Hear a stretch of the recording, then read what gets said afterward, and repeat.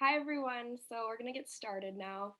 My name is Cindy Valone, and I am an intern for the Save the Boreal campaign here at Environment America. And we're so excited to have you guys with us tonight for this webinar. It will be great to share this great, important information and spread the word about what is occurring in the Northern American Boreal Forest right now. So I would also like to add that we are recording this webinar, and we'll be sending out a follow-up email of the recording in the next couple of days. So if you cannot stay for the entire hour, if you have technical issues, this will be provided for you. So Environment America has been working to protect the North American Boreal Forest from logging that harms the climate, biodiversity, indigenous peoples that have cultural and historic ties to the land. Many American companies source wood products like wood pulp and lumber at the expense of this boreal forest.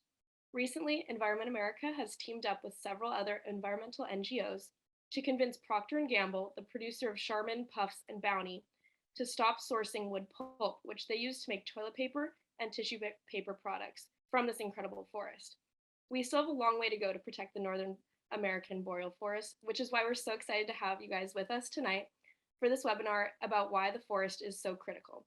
If you'd like to stay informed and participate in our campaigns to protect the Boreal Forest, sign up for our activist list, which is going to be put in the chat right now. So our campaign, Save the Boreal, focuses on ensuring the protections of the ancient boreal forests in North America.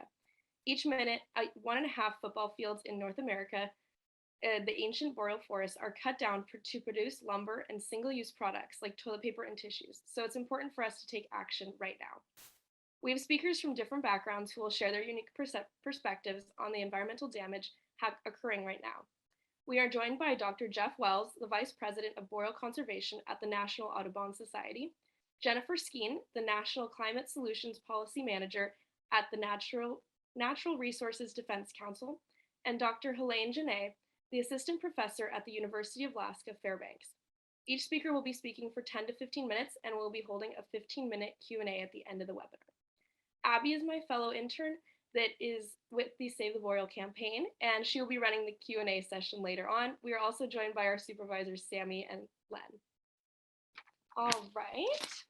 So that being said, feel free to ask your questions in the chat. We'll be checking the chat periodically throughout the session, and so know that your questions are being seen. We will just have a formal Q&A towards the end of the session. And our speakers will get a chance to share their perspectives on your questions. So now we will be getting started with our first speaker, Dr. Jeff Wells. Dr. Wells is an expert in topics such as biodiversity, conservation science, carbon storage, and indigenous protected and conserved areas. Previously, he led science and policy for the Boreal Songbird Initiative and International Boreal Conservation Campaign, where he worked on reports and policy briefs for the public and policymakers. He also recently co-authored his book, Birds of Maine, in 2020. Dr. Wells, we're so excited to have you today. Thank you for coming. Well, thank you, and thanks for everybody who's here to listen to this, and to the groups like Environment America and NRDC and others who have been part of the coalitions that have been working to protect the boreal and take different parts of the work that's required to protect this really special place. Can we switch over to my first slide? I'd like to just start off with a little story to begin. It's a story about a day that will go down in birding history, May 28th, 2018. It was a day that a torrent of warblers like no one had ever seen passed by a single location in one day. Even a non-birder would have been startled by the numbers. Over 700,000 of these brightly colored gems of the bird world passed by those fortunate birders that day. They just happened to find themselves in the right place at the right time. That place was on the north shore of the St. Lawrence in Quebec, about 3 hours to the east of Quebec City at the Tadoussac Dunes. And this photo and the next ones I'm going to show you were taken that day while the birds streamed, actually even sometimes passing through their legs as they stood there. Next slide. They saw 144,000 of these bay-breasted warblers. Next slide. 29,000 of these Blackburnian warblers, a bird people are, crane their necks to see way up in a tree, and these birds were just streaming by them all around them and, low in the vegetation. The next slide. 108,000 Cape May warblers. This is a bird that some birders can go a whole year without ever seeing one because they zip through so quickly on migration from the Caribbean to the boreal where they breed. And while these birders were lucky to be in the right place at the right time to document this kind of unusual occurrence of weather factors that caused the birds to be sort of streaming through there and pushed through there, it was because of the fact that there is a place, a huge forest called the Boreal Forest that allowed these birds. This was where they were headed, and this was in the springtime, as I said, in May, a place that they could go to breed and that was able to sort of produce this many birds. Next slide. The Boreal Forest, if you click that again, this is sort of a recreation of the original forest cover on Earth and the places where that have never been cut over left on Earth. And these are basically the last places in the course of human evolutionary history on Earth that have never been cut over. So there's only a few left. And this is, one of those things where we're at a critical point in time for the human race to decide what we're going to do in these last great places. Next slide. Extending from interior Alaska all the way across between sandwiched kind of between the prairies in the south and the Arctic in the north, and then swinging under Hudson Bay, between Hudson Bay and the Great Lakes, and all the way to Newfoundland and Labrador and the Atlantic coast. It's a 1.5 billion acre biome with all sorts of globally significant features. Next slide. Holds a massive amount of surface fresh water, some of the world's largest lakes, on the last very large undammed rivers in North America still occur there. Millions and millions of lakes and ponds, and as you fly over it can be, a shimmering blue because of so much water. Next slide. Incredible biodiversity, some of the last healthy populations of large mammals and predators that occur in the boreal, and as you'll hear more about, incredibly important place for carbon and as a climate refugia in the future, actually in the past too, but also in the future. And you'll hear from other speakers more about that. Next slide. Sometimes when we think about great migrations, people, especially mammal migrations, people always have their minds go over to the African plains, but we have in the Boreal Forest and between the boreal and the tundra, one of the last really large unfettered migrations that happens anywhere on Earth of caribou that move over thousands of miles, in some cases back and forth between the summer and winter ranges. Fish that still can get up undammed rivers to spawn deep into the continent. And of course, the incredible migration of birds. Next slide. We did some modeling work a number of years ago and estimated that the Boreal Forest holds 1 to 3 billion with the bee breeding birds. And in the fall, when you add the young of the year, that means 3 to 5 billion birds that come spilling out of the Boreal Forest over the US-Canadian border as they head south to become the common birds of our backyards and parks across the US and the Americas all the way down to South America. Next slide.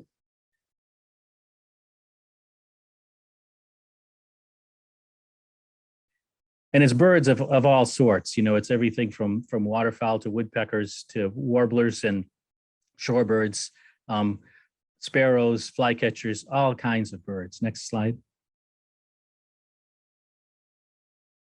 I mentioned the numbers 1 to 3 billion. There's actually almost 100 birds that have half or more of their entire global breeding population just within the Boreal Forest. So incredibly important area for a whole suite of birds and large numbers of landboard, shoreboards, waterfowl. Next slide. Some of the birds are, because of the expansiveness of the boreal and the expansiveness of their breeding ranges, some of the birds reach great abundances. Birds like the dark-eyed junco, 200 million estimated.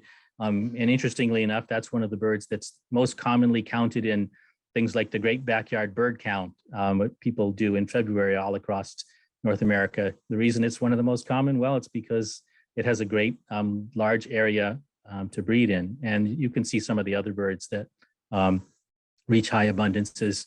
Incidentally, we're just starting to learn about what roles some of these birds may play in the ecosystems that they inhabit in the winter. We don't really even know that much about them, but we know some of the warblers, for example, are important pollinators down in Central America, South America, and the Caribbean, and other birds that are frugivores move seeds around and things like that. So lots of roles that we just are starting to understand, and their abundance is probably one of the reasons or part of the fact that they will have an important ecological role in these places. Next slide. And some of the birds very, very iconic. In some versions of this, I don't know if in this one if it has the sound or not, but I have a little sound clip that sometimes works. We didn't sort it out whether it would or not. Just one of the iconic sounds of the boreal is this bird, the white-throated sparrow. People love to see these in their backyards. Next slide.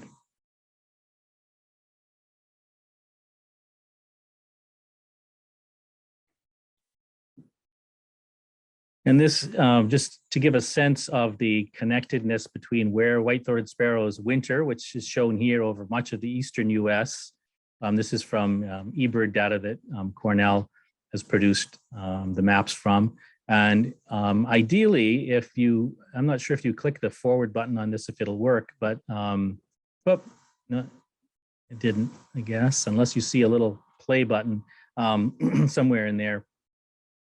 We sent this over to another place, and sometimes the animations don't always work. But if you ever get a chance to go on eBird and see this, you'll see the entire cloud of birds move upwards into that boreal forest area when the animation's working, and then pass all the way down. So right now, all these birds are down here, and then starting in March, that entire cloud will rise up across the continent and fill that boreal forest area. So just a sense of the connectedness. Next slide.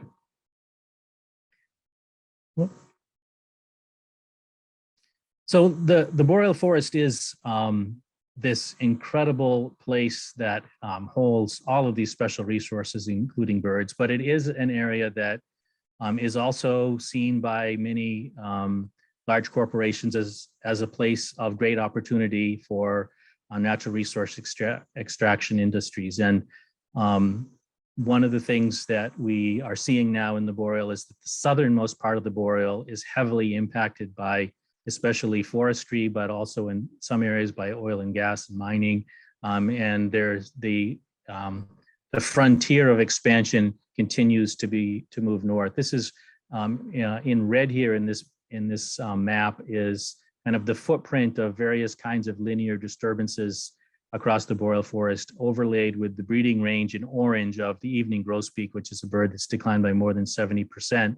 And at the time we did this analysis, only about 9% of the boreal range of evening grosbeak was protected, while almost 40% of it was within that footprint of disturbed area. So for a lot of the birds that have a very southern boreal range, they are already being heavily impacted by the footprint of various kinds of industrial development. Next slide.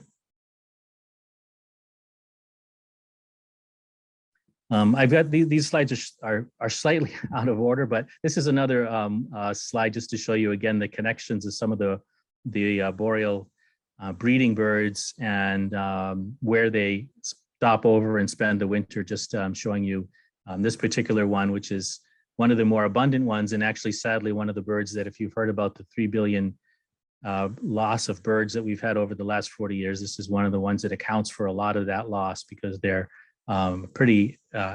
they previously were a particularly abundant breeding species across the boreal, and they, as you can see here, winter down in northern South America. Next slide.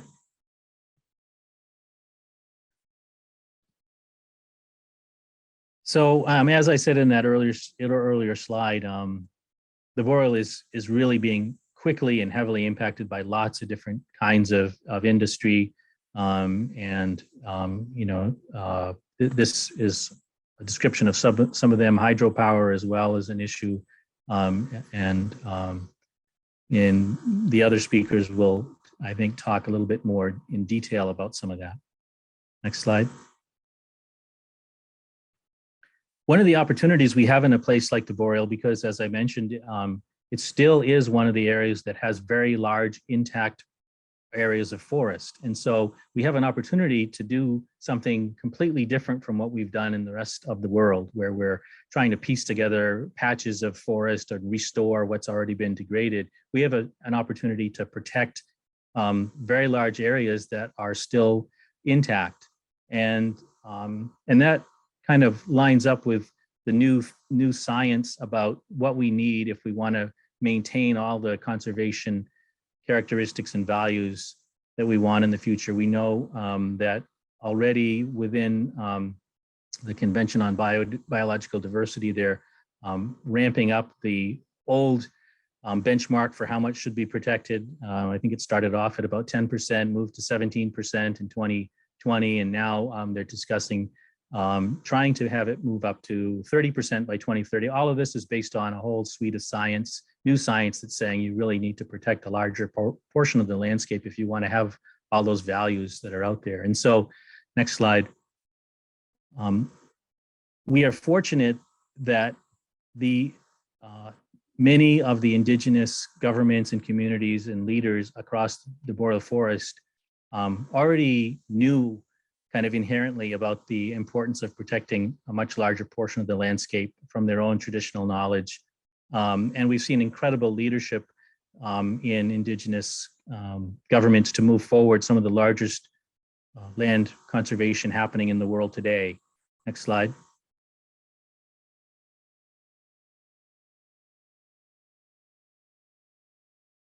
These are just a few examples. I mean, it stretches from the Yukon all across Canada to the Atlantic coast, where Indigenous governments have been putting forward new proposals and moving forward new protections of these incredible landscapes. Next slide. And in fact, over the last 20 years or so, there's been about 200 million acres of new protected areas that have come online, mostly as a result of Indigenous leadership. There's nothing like that happening in most of the world today. So this is, kind of a real opportunity for hope in the region. Next slide. And they are just all sorts of amazing landscapes. Like this is on Great Bear Lake, a town of Delaney, a community called Delaney First Nation, community of 600 people on a lake. This is one of the largest lakes in the world. It's the only community on that entire lake, one of the most pristine in the world. Next slide. All sorts of systems, from marine tundra like here up in Churchill and along the Hudson Bay, James Bay coast. Next slide. To these beautiful lakes and rivers all through the interior. Next slide. And next slide. There's been a movement in Canada, along with the new protected areas work that Indigenous governments and communities are moving forward. Also a stewardship initiative called Guardians, Indigenous Guardians, to have the people from the Indigenous communities be the caretakers of the new protected areas and lands, and to provide economic opportunities for them as well. And it's just another part of the positive opportunities in the boreal that Indigenous people are moving forward. Next slide. Audubon's program is focused on supporting and being allies of a lot of this Indigenous conservation. That's kind of been our focus, trying to use these 4 areas: communications, that's the voices part, science, specific collaborative projects, and also thinking about things like ecotourism as another opportunity for sustainable economic development. That's an alternative for communities that are struggling economically, and sometimes they're faced with a decision between a large corporation's offer for doing something in their territory or doing something else. And so we're trying to think about diversifying the sustainable economy by things like boreal ecotourism as well. Next slide. We're fortunate that the current federal government in Canada has been supportive of Indigenous conservation, and they have just this past August done a historic large investment in Indigenous conservation.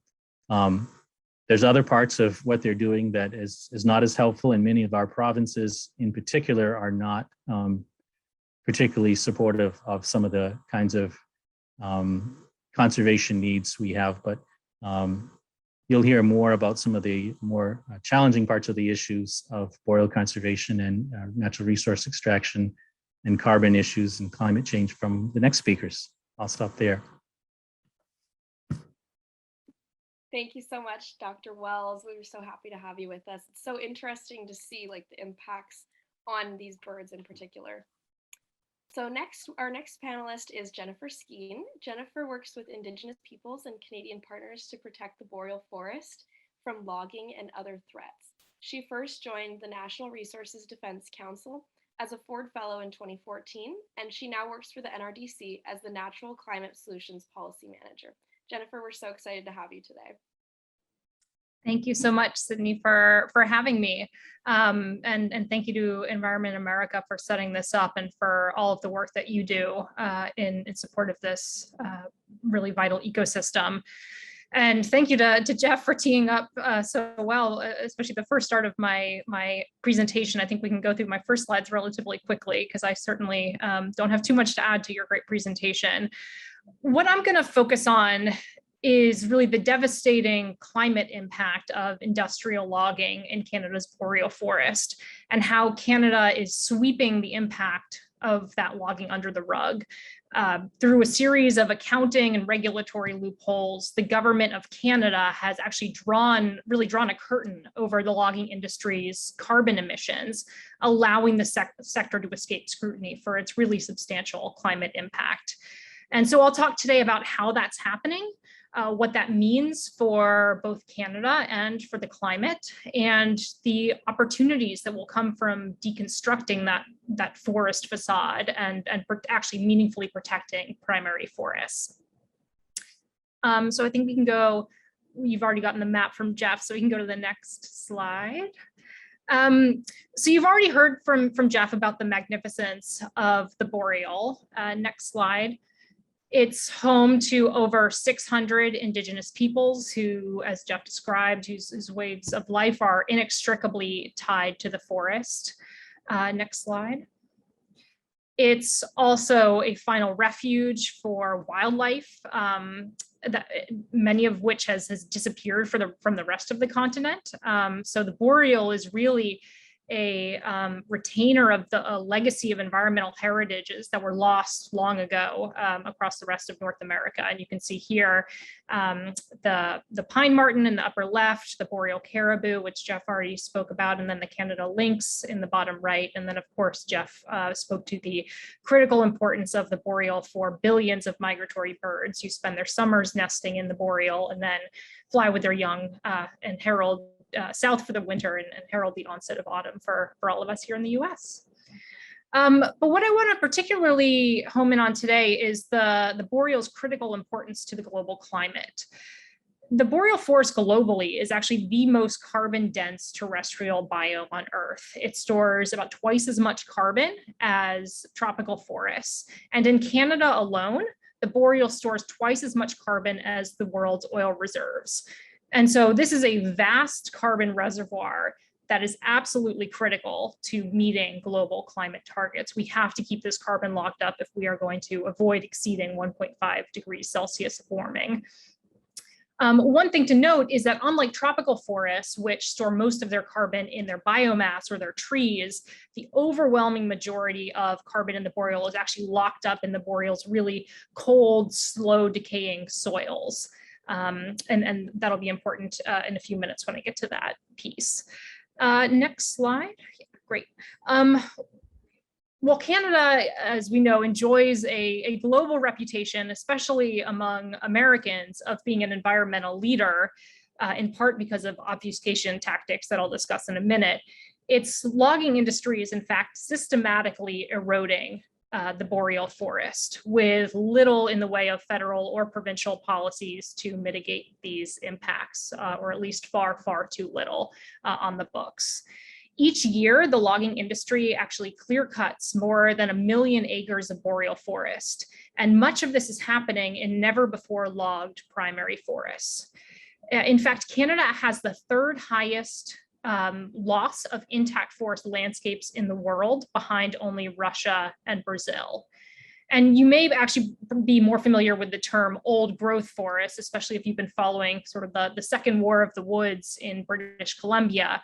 But since the terms old growth and primary are a little bit distinct, I'll speak in terms of primary forests, which just means that these are forests that have never before been industrially disturbed. Now, before we get into Canada's accounting skullduggery, I want to focus a minute on primary forests. And a big reason for that is because government and industry do not.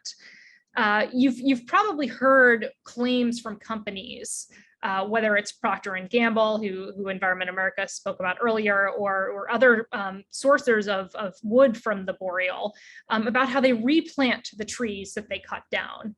They say forests are renewable because trees can regrow. They also claim, forests are all the same. Canada, like most countries in the global north, insists that it has hardly any deforestation because while they clear cut their forests, the forest will eventually grow back. And to them, a forest is a forest is a forest, whether it's hundreds of years old or, as in the picture here, covered in stumps. And these are really criminally misleading statements because while trees may be replaceable, at least on a certain time scale, forests certainly are not. And in terms of primary forests, time itself is actually an essential part of the ecosystem. Primary forests develop over centuries, requiring generations of ecosystem interactions, and they're characterized by really complex dynamics that can only come really with time, with the slow march of time. And companies, for all their technological prowess and resources, cannot manufacture that time element. And these irreplaceable forests offer really irreplaceable services, as Jeff already spoke to, in terms of biodiversity and water filtration and hydrology, the latter of which is we're seeing devastatingly right now in British Columbia with the catastrophic flooding. And part of that is due to the legacy of logging that's left the landscape vulnerable. And what I'm going to focus on now is how they're irreplaceable carbon storehouses.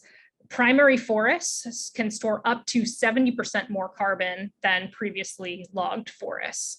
And that means when you liquidate a primary forest and then replace it with a less carbon-rich secondary forest, the difference ends up in the atmosphere. And that's exactly what's happening in Canada. So that then brings us to how Canada is presenting this as carbon neutral and getting away with saying that primary forests have no unique value. They're doing so through 3 accounting artifices, each of which I'll discuss. If you can go to the next slide real quick, thank you.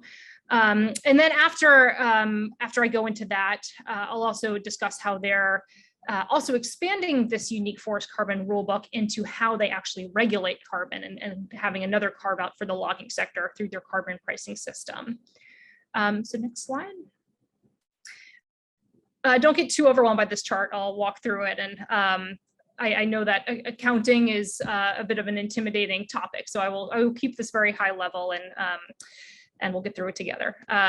So each year, Canada submits something called its National Inventory Report to the United Nations Framework Convention on Climate Change, which is an international body responsible for coordinating global climate action. And as part of that, it includes emissions from forests. The Missing the Forest report that NRDC, Nature Canada, Environmental Defense Canada, and Natural Quebec released a couple of weeks ago, highlights 3 broad categories of flaws in Canada's emissions accounting and quantification in its annual reporting. First is what you see in the chart here. And this is a biased approach in terms of what forests to include and exclude from the inventory.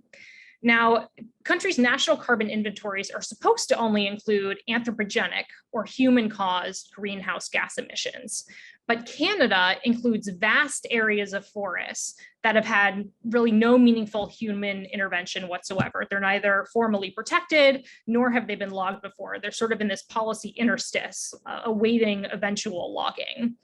And normally this wouldn't be too much of an issue.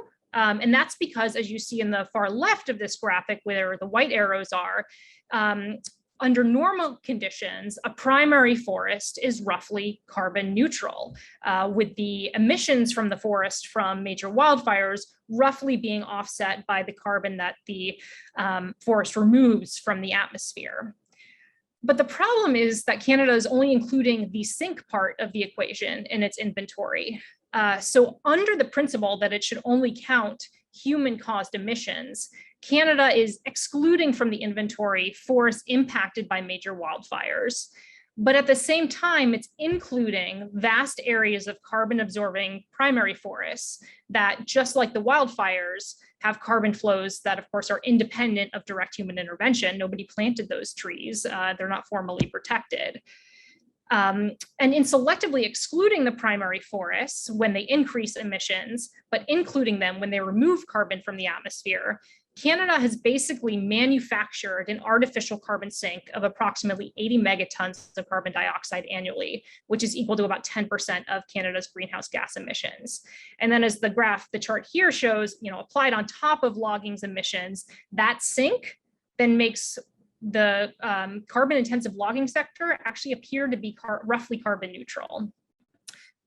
Second, and I'll go through quickly, is, and next slide, Canada's inventory excludes really key sources of logging emissions, and in a number of ways is failing to ensure it's actually reflecting dynamics on the ground. And there are a number of ways that it's doing this, but among the most egregious is the inventory's omission of what are called logging scars, which you can see them in the picture here. They're areas where the landscape is literally scarred due to infrastructure like logging roads and landing piles. The forest has failed to return even decades after clear cutting. These are images, the one on the left from the NGO Wildlands League, which really brought light to this problem with a 2019 report. And these are decades after the clear cutting has occurred, and you can still see where the forest has failed to come back. And as Wildlands League showed in their report, these scars actually count for about 14% of the clear cut area. But because Canada has decided not to count disturbances narrower than 20 meters wide to be deforestation, these logging scars don't show up in the inventory.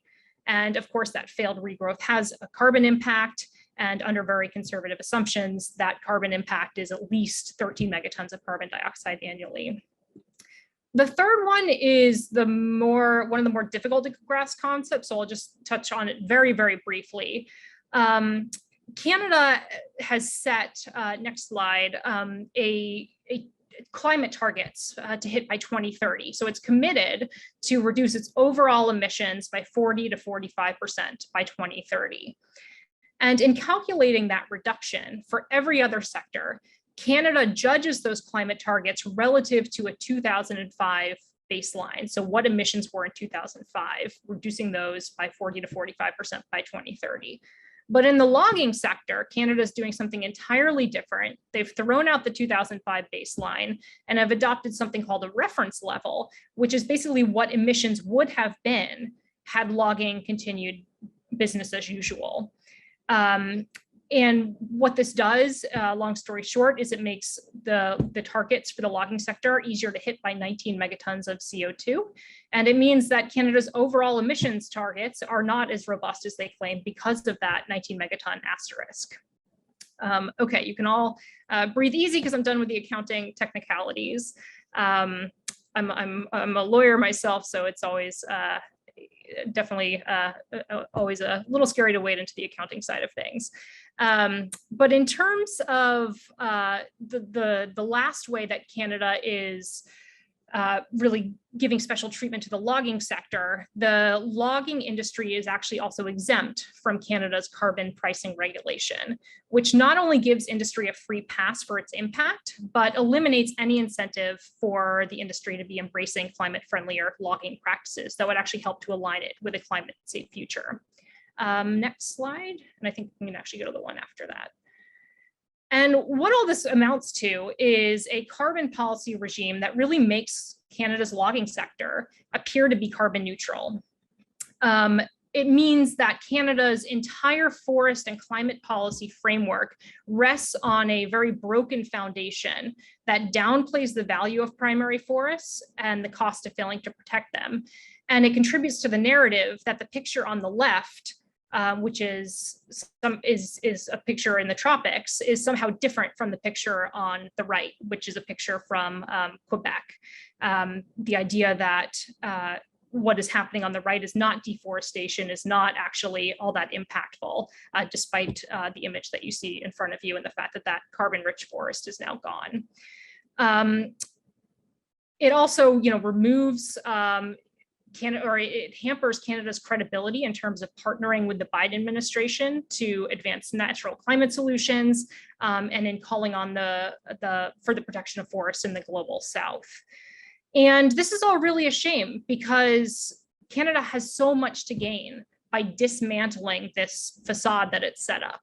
If Canada were to properly value its primary forests, it would incentivize sustainable economies, most critically Indigenous-led protection, as Jeff mentioned. Around the world, studies have shown that Indigenous peoples are the most effective at stewarding the land, and that has certainly been the case in Canada. You can go to the next slide, and the one after as well. I just have a quote up here from Valerie Courtois, who's the director of the Indigenous Leadership Initiative, who's doing some of this pioneering work on Indigenous guardians that Jeff mentioned. The failure to account for logging's impact also removes any incentives for the logging sector to embrace climate-friendlier practices. The logging sector is not the fossil fuel sector. It can continue to exist in a climate-compatible, climate-safe future, but only if it undergoes dramatic transformation. And without having those policy incentives in place, that's not going to happen, which is also going to hamper the logging industry's ability to stay competitive in a marketplace that is increasingly demanding climate-friendlier forest products. And then lastly, as I mentioned, it hampers Canada's global leadership, especially calling for protection of forests in the global South. We just had the Glasgow Declaration on Forests announced a week or two ago, but that declaration, just like every other forest declaration before it, is going to fail if Canada and the rest of the global North fail to reckon with what they're doing in their own forests. And so really in conclusion, because I know I'm running out of time, we're at a very pivotal moment for our forests, for our climate, and for the creation of a just and sustainable world. And we can only get there if Canada dismantles this forest facade, recognizes the science and what the atmosphere actually sees from logging, and protects these critically important forests. Thank you so much. Thank you so much, Jennifer. That was wonderful. So we have shared some of Jennifer's current works in the chat, and we also have her email, which we will put in the chat. That was great. Thank you so much. And finally, we have Helene Genet, and Helene is an assistant professor at the University of Alaska Fairbanks, and she is interested in plant ecology and physiology, species interactions, biogeochemical cycles, and ecosystem resilience. And her research has recently been published in articles on the boreal Arctic ecosystems, ecosystem carbon stocks in the Alaskan tundra, and the impacts of permafrost thaw on boreal soils. Helene, we're so excited to have you today. Thank you very much. Thank you for inviting me. It's an honor. I will share my screen now. Okay, let me just stop mine. Okay, and then, okay, later. Maybe this will work. Okay, and you see my screen, and I will go to presenter mode. So I'm going to talk about carbon and carbon storage in the boreal biome and how it is vulnerable to climate change. So I will, compared to Jeff and Jennifer, I will talk a more global story of the vulnerability of carbon stocks in the boreal forest. So I'll go quickly again, but just to show that the boreal forest is about 1,380 million hectares, and it represents about 10% of the global land area. And a large portion of that boreal forest is under some level of management, although that level of management varies greatly between continents and between countries. And I wanted to share that beautiful image from Sunatani of a boreal forest in Siberia that represents really how carbon is partitioning, as Jennifer was mentioning, in a typical boreal biome, where as most of the space of the picture here is taken by soil, this is also where most of the carbon is stored in a boreal biome, when the little green that you see on top from the vegetation is represented much less carbon compared to the soil. And as a matter of fact, we'll go through that again. Boreal forest, as Jennifer was saying, stores a lot of carbon. So despite the fact that it's 10% of the land area, boreal forest stores 20% of the global land carbon stocks. So 10% of the area, 20% of the carbon stock. So it's a very carbon-rich biome that can affect the global climate system because of all that amount of carbon it stores. And why it stores so much carbon in the soil, as Jennifer was saying, it's because these soils are under very cold climates. So they are themselves very cold, and some of them a lot of them have permafrost in there. So they are permanently frozen, at least part of it. And that helps with very low decomposition of the organic matter that is in those soils. And so that organic matter and the carbon linked to it will accumulate over centuries and millennia. And yes, so that permafrost is representing about 25% of the global land surface of the northern hemispheres, and it contain about a third of the global carbon stocks. And this region is, as the rest of the world, submitted to global warming and climate change. But it is, as you probably already know, submitted to amplify climate warming compared to other regions, as it is shown here in this image, where the red areas here represent warmer or higher increase in air temperature in warming trends compared to the historical average. And you can see that this red here is mostly in the high latitude regions. And this is what we call the Arctic amplification. So why are temperatures warming faster in the Arctic than in the rest of the world? Well, that's mainly due, at least that's what we think, due to the loss of sea ice. When bright and reflective ice melts, it gives way to darker ocean water. And this amplifies the warming trend because the ocean surface absorbs more heat from the sun than the surface of the snow and ice. So just a brief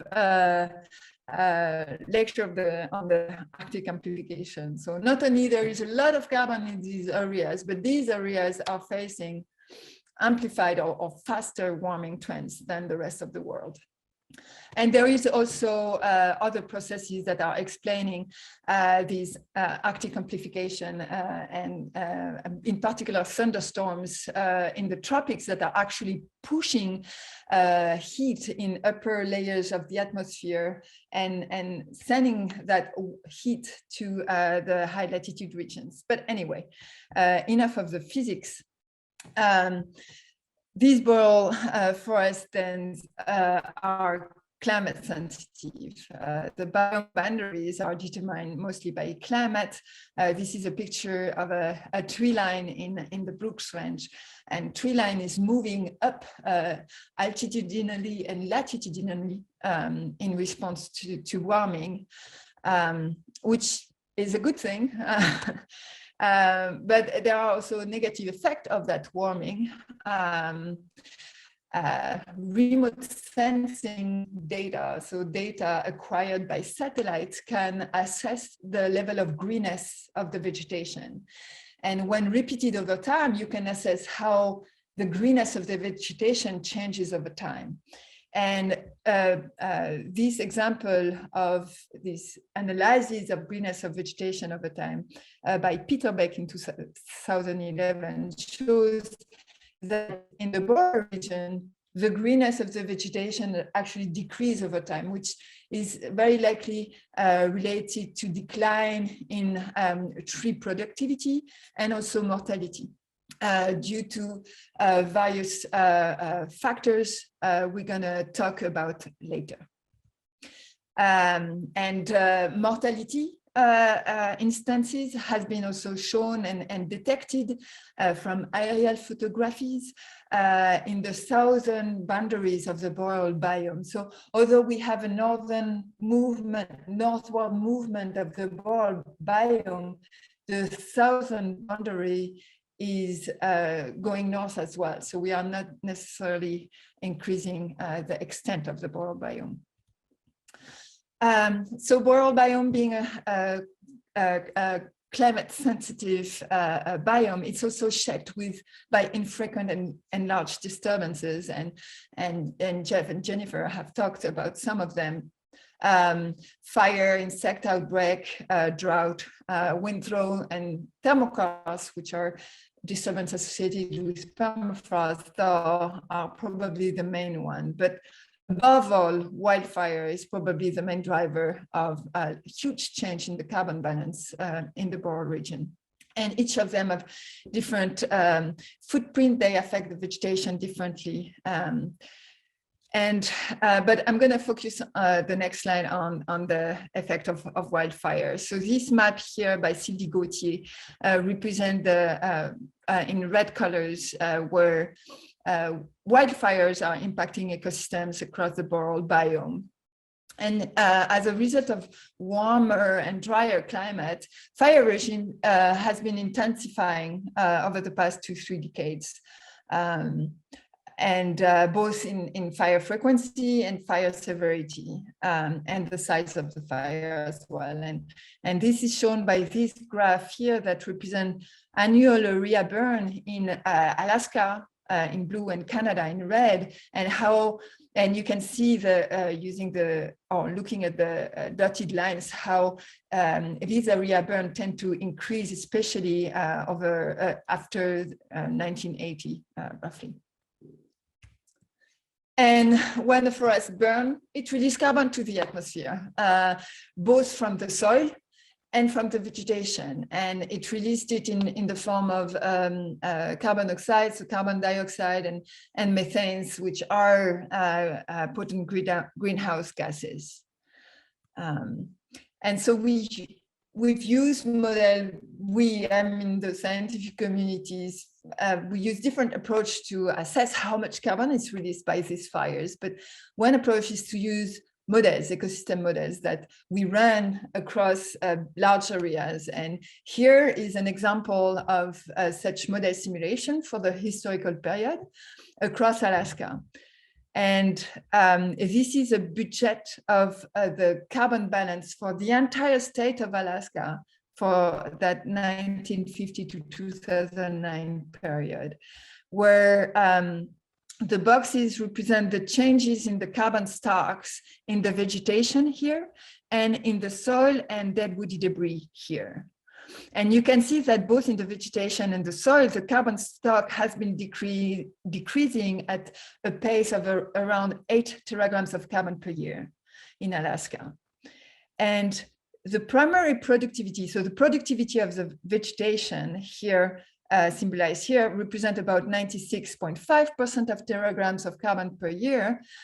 Well, emissions from wildfire was about a third of the carbon stored by the vegetation every year, which is very significant because this budget here includes both Boreal and Arctic region. And another illustration of that is a time series in red, again, as I showed before, is the area burn in Alaska from 1950 to 2010. And in black is the net carbon balance of the entire state. When it's positive, that means that the state is storing more carbon than it's losing carbon. So it's a sink of carbon. When the numbers are negative, it means that it's a source. It's losing to the atmosphere more carbon than it gains.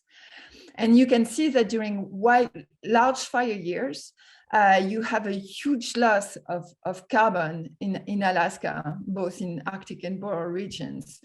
That is due to fire. And we estimate that during this peak, these large fire years here, here, and here, represent the carbon loss during these years represent about a decade to 15 years of carbon accumulation for the entire state.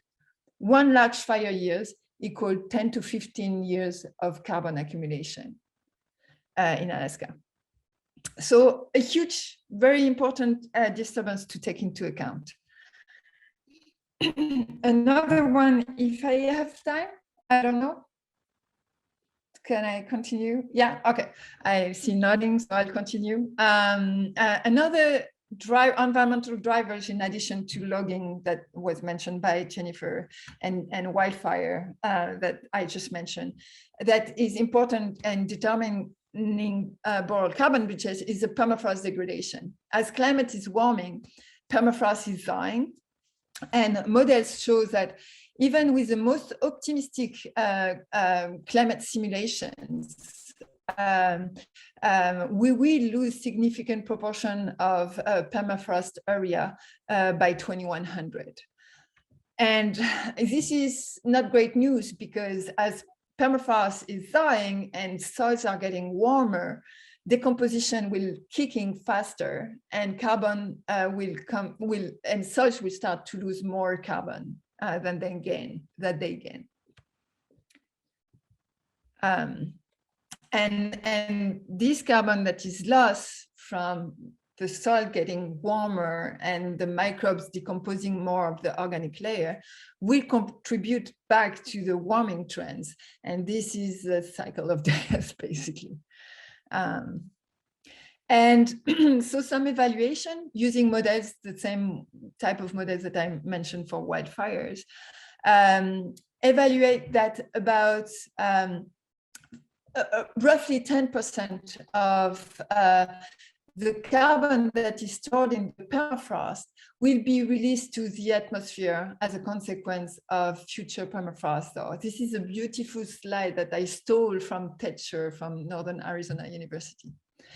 And this 10% represent about 155 billion tons of carbon, which is equivalent to an increase by 75 parts per million of CO2 into the atmosphere. As a comparison, I looked at today's atmospheric CO2 content, and we are at about about 412 ppms. And so this is a significant amount of CO2 released back to the atmosphere as a result of permafrost thaw. This is, as a matter of fact, similar to the amount of biospheric sources of deforestation. A final slide if I may, there are many, many models, and there are many ways to look at the carbon budget and in the Boreal region, in the Arctic region, and how it will respond to future climate change and future changes in the disturbance regimes and interactions between different types of disturbances. You can put experts in a room and they can talk about what they think the carbon budget would become. You can gather all the data that has been collected in the field from satellites and try to put together a story that allows you to assess how the future trajectory of these biomes will be. Or you can use models, as I just mentioned. Overall, whatever angle you take to answer that question, there is a general consensus that even with moderate emission scenario, and all the more for high emission scenarios, the net carbon budget for the Arctic and the Boreal region will be a source of carbon by 2100.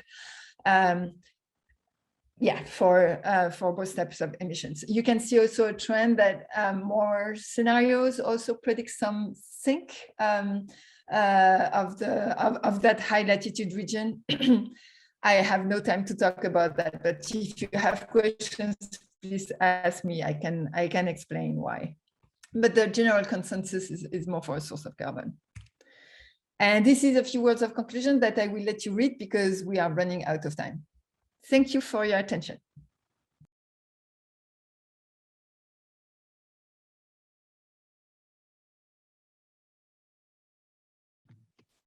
Thank you so much, Dr. Janae, for sharing that with us and sharing the science behind it. Super fascinating and helpful to know. We are going to go into a Q&A now. So the first question is for Dr. Wells. I'm going to spotlight you here. And the question is, can you speak to how Indigenous land back programs are an intersection of conservation efforts and social justice? Sure. Well, so the whole premise, I guess, of having the indigenous people that are the original inhabitants of the land in these places make decisions about what happens to their traditional territories and about their own futures, is kind of inherently, a social justice issue, for obvious reasons. The most of the indigenous governments and peoples of the Boreal, like so much of the world, have endured all sorts of horrible things, at the hands of the settler governments and people over the hundreds of years that settlers have been in North America, and so this time right now, which is kind of coming about because of a variety of different kind of opportunities related to the legal system of the Canadian legal system through some recent Supreme Court changes, a lot of it because of changing views over the entire population, and also because Indigenous people are kind of empowered and taking on these new roles and just moving forward, just whole new ways of thinking about how to do all this work. And so what we're trying to do, and other NGOs are trying to find ways to be allies of that work, and to not sort of get in the way, and not and just to follow the lead of the Indigenous people that are moving these things forward. And so we're learning along the way how to do that, and how to best be allies. And it's kind of an interesting and exciting time, to be part of that. And then, adding in all the complications of some of the issues of climate change and of industrial activities on the landscape. It's a complicated world to live in, and we're trying to find ways to be the allies of that leadership. Thank you. That was really well said. And I think that's something we've been hearing a lot is, letting Indigenous people take the lead and having our programs be there where we can. So thank you for speaking on that. The next question is for Jennifer, and it is, if the Canadian government isn't doing much about the boreal, what avenue do environmental activists have to protect it? It's a really good question.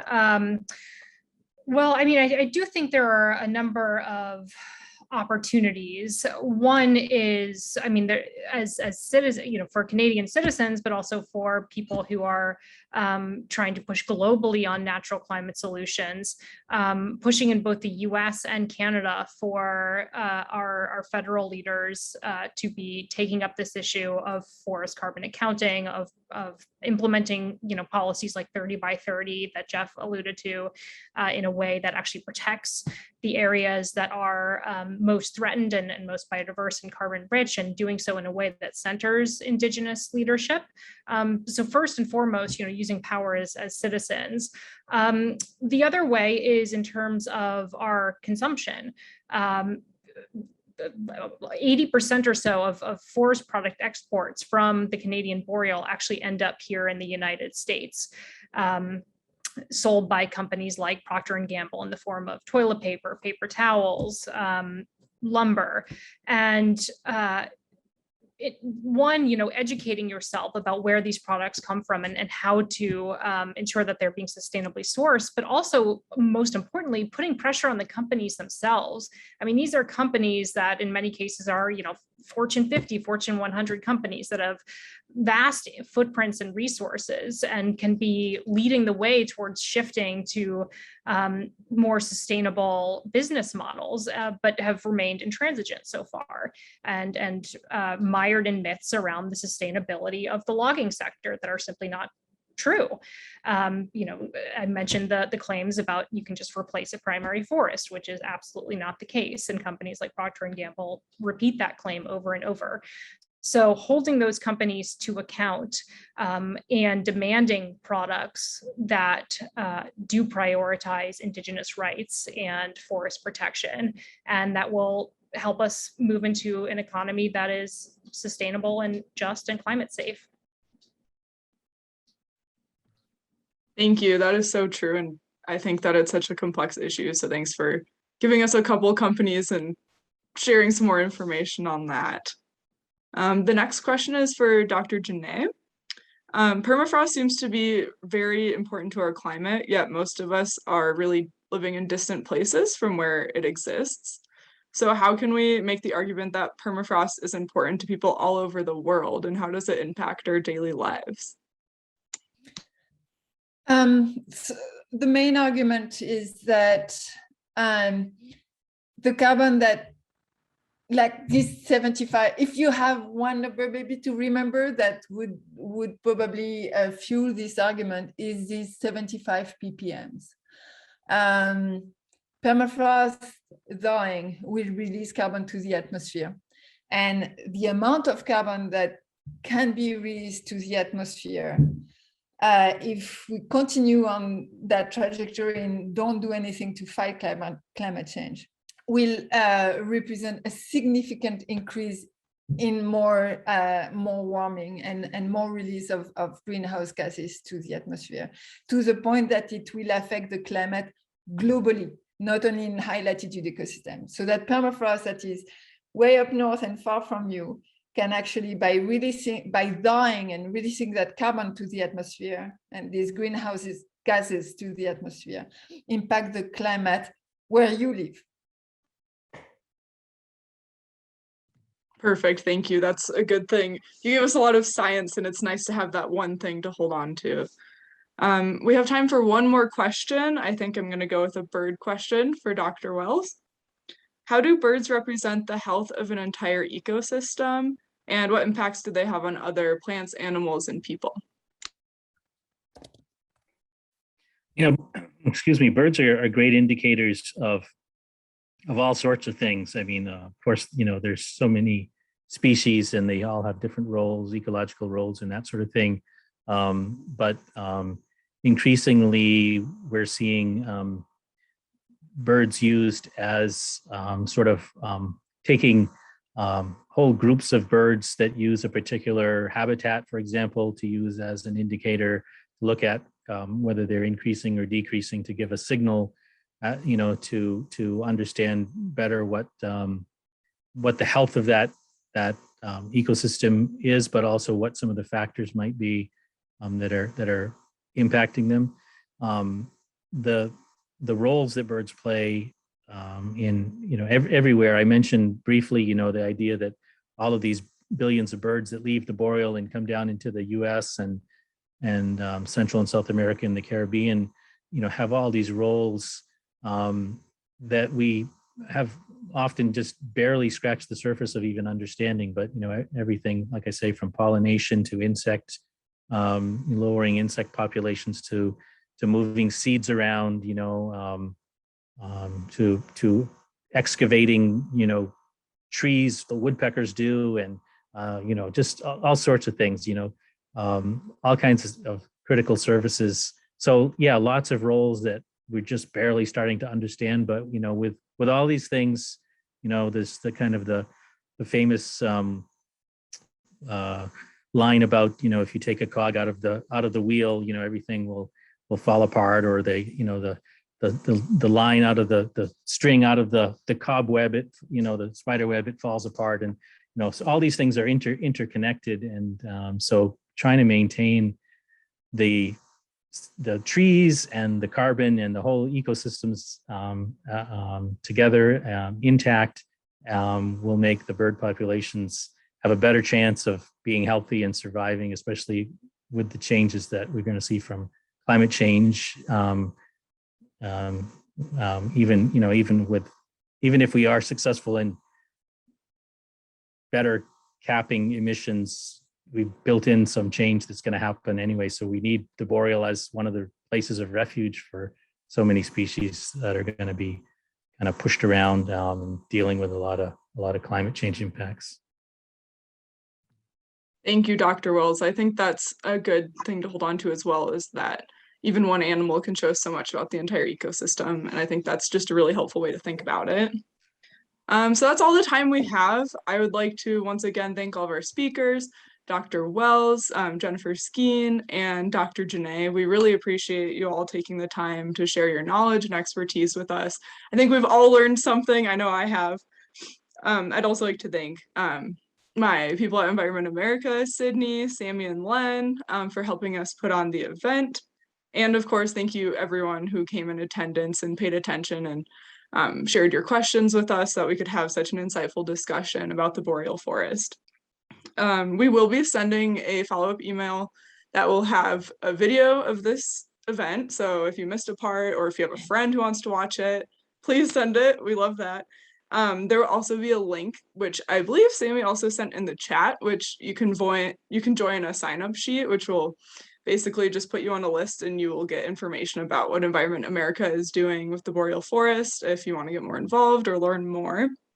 And if you have any other questions, feel free to email myself or Sydney. You should have our emails from when you registered, and they will also be in that follow-up email. Thank you all so much, and have a great night. Thank you, Abby, and Sydney, for the excellent job. It was so great to have you guys. Thank you so Thank much. you, everyone.